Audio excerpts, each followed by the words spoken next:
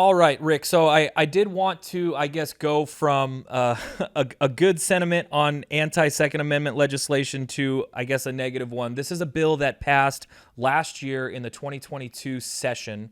It's Senate Bill 1384, and it is a bill that is going to come into effect, at least a part of it, Section 2 of it, is going to come into effect on January 1st, 2024. So this has to do with surveillance. Can you really quick round out this bill for us and what's going to be, and what happened last year and how it got passed? Yeah, what we fought, this is David Min, senator out of Orange County. David Min has never saw anything that was anti-Second Amendment, anti-Constitution that he doesn't fall in love with. He thinks he's going to change the world. He's running for Congress in this next election cycle. So for those of you in the Orange County area, you have an ability to fire him once and for all. So please do as you vote in both the March and November primaries. That was my public service announcement. But as we move forward, here's what we're looking at. This requires all FFLs to have to place a video camera system that watches from every angle. This is like something you would see out of a Mission Impossible film, where, Tom Cruise is trying to be lowered in and there's literally a billion cameras seeing like his breath move, everything. And it's based on Min's erroneous statement that the majority of criminal firearms come from straw purchases, meaning that people are acting like they're purchasing a firearm for themselves when they are from other people. And so he wanted to catch them so they can analyze them, so they can do everything with them. They can analyze staff. This is literally going to cost the average FFL, depending on the size, anywhere from $25,000 to $30,000 into the 6 digits, depending on the size of the store.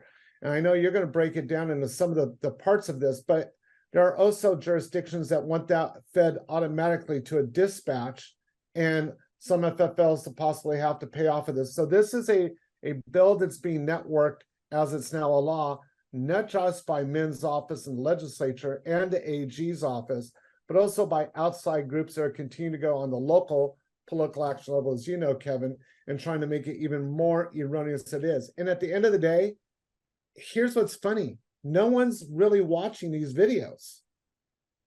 Yeah. What this is designed to do is put FFLs out of business.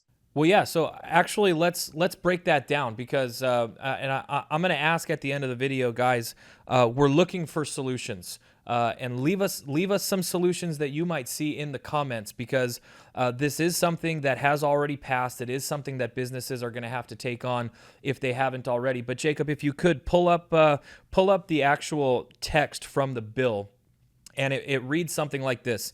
Commencing January 1st, 2024, a licensee shall ensure that its business premises are monitored by a digital video surveillance system that meets all the following requirements.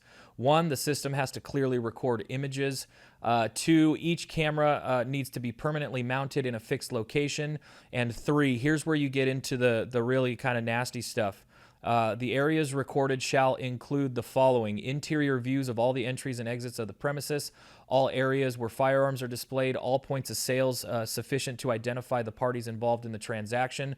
The system shall continuously record 24 hours a day at a frame rate no less than 15 frames per second. So I guess breaking this down further, and businesses that don't already have this need to know this, because they are going to be held to account on January 1st, 2024. If you don't know what 15 frames per second is, I did look up a calculator. Jacob, can you pull up the calculator really quick? Because I think this is actually worth breaking down. What is the cost that's actually going to come from this? You guys, this has nothing to do with installing cameras. It has nothing to do with the hardware itself. Let's just talk about storing the data. Let's talk about storing 24 hours worth of data for an entire year. Here from our friends at Seagate, they have a calculator.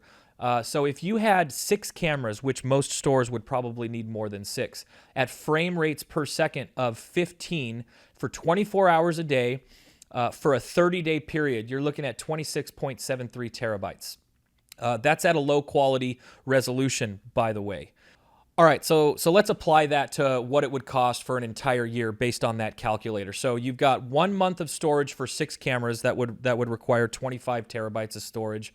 The largest hard drive in a quick Google search that I was able to find was 20 terabytes, costing between $200 and $350. So for 1 year's worth of storage on 6 cameras, which again most stores would probably require more than 6 cameras, you're looking at 300 terabytes of storage. That would be 16 of these 20 terabyte hard drives, and that would cost between $8,000 and $14,000 just to store the data. Again, not talking about cameras, not talking about installation, not talking about any other regulations that where you live may apply. Just to store that much data on hard drives, it's going to be between $8,000 and $14,000. Now, if you think that cloud-based storage is better, it's not. To store this much data in the cloud is going to cost you $2,000 a month. That's a $26,000 per year expense. So Rick, you kind of mentioned it already, just as far as regulating businesses out of the state of California. What is the, I mean, this is just looking at the storage. What is the overall impact that you see from a bill like this on FFLs? This is where I often talk to people, Kevin. That's a great question, because you're pointing out the upfront financial cost of, like, this is what you're looking at. But there's a couple things in the bill that I'm not saying they're hidden, but people don't really look at them. And one of those is this also requires a $1 million liability insurance policy for every incident. So there comes another cost that they embed in it. Plus, if you were to look at, I believe in the bill, it's under section, well, in the bill, I believe it's, section 5. It specifies that its provisions do not preclude any local authority or governing body from adopting and enforcing local laws or policies regarding video surveillance that don't contradict with the requirements of this bill. So that's legislative speak. How does that play out? You and I, a couple of years ago, were up in the Silicon Valley at a very good store that we went to go visit, a business affiliate, and they were being required by their local government a couple of years ago to have to provide a live feed to their dispatch office. So allegedly, the police department was going to have a dispatcher. And a lot of this is where some local agencies see an ability to make even more money by claiming that firearms cost them more money, because obviously them doing this is preventing a crime. It's kind of like going to that Tom Cruise movie Minority Report and saying, oh, well, because we were watching, the crime didn't happen. This is more Big Brother, very Orwellian 1984. Because when you look at the statistics from both the alcohol, tobacco, and firearms, DOJ, et cetera, we're not finding a lot of straw purchases. Do they happen from time to time? Yes. But the incident level of it is so minuscule that this is ridiculous. This is punitive. This is designed to hurt people. A lot of this was done because men and a lot of people thought that they could use emergency powers during the pandemic to shut out FFLs. We fought very hard to keep those open and won. And every time they find that they're unconstitutional on something, Kevin, they try to find a tech way around it. This is just part of a package of bills that Senator Min has been using to get across the board over the past couple of years. It includes this. It includes other bills like currently up that are designed to use credit card codes, designed to make it so that anybody who does business with the FFL and a manufacturer can't do business with the state or county government. All this is designed to wipe out the business and the culture of firearms ownership by any means necessary.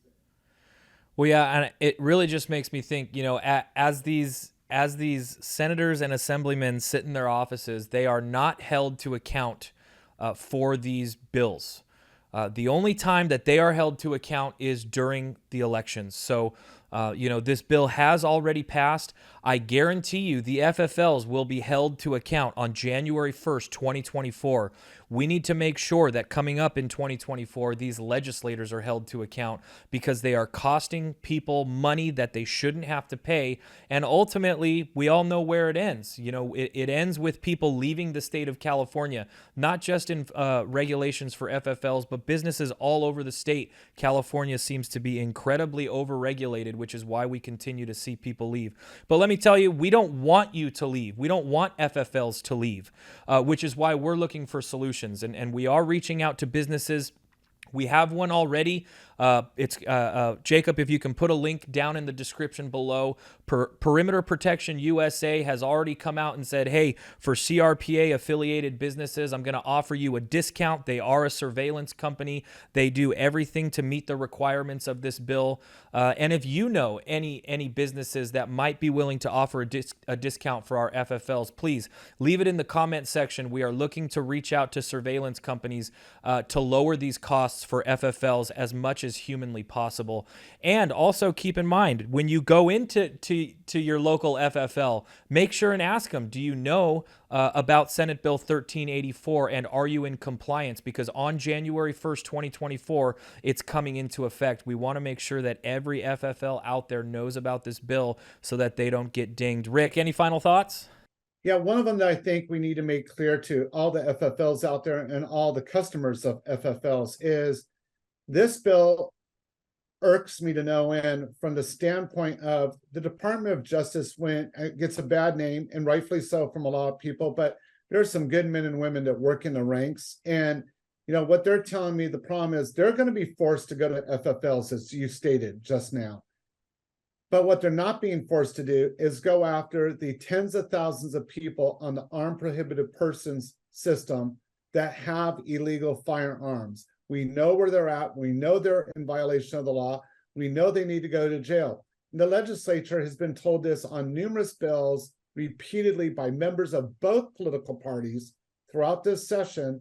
Hey, fund DOJ to go after the people on the app system.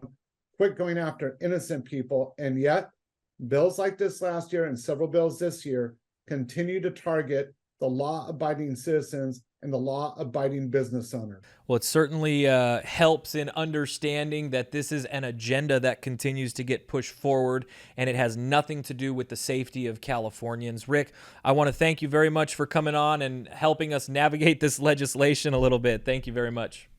You're welcome.